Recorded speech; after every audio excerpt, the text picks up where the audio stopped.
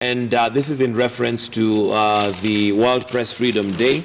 And state seeks to limit press freedom as it feels intimidated by robust media.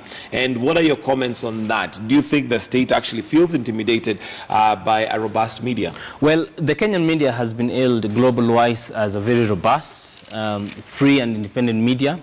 But then there are some certain regulatory mechanisms that seems to choke this fundamental right. As we mentioned, we looked at the regulatory framework.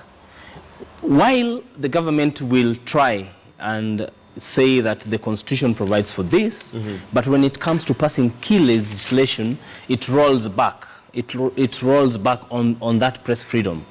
And we mentioned about the two laws, the Media Council Act and the Kenya Information Communication Amendment Act, which provided for very punitive sentences, fines of up to 20 million for journalists.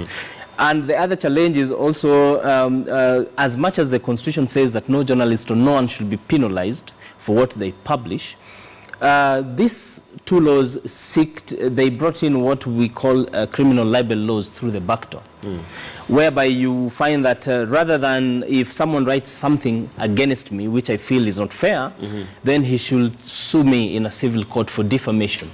But then you find that now what had been happening, they had been taking use of the criminal system, whereby you'll be charged with an offense under the section which the High Court declared unconstitutional. Correct. You'll be arrested.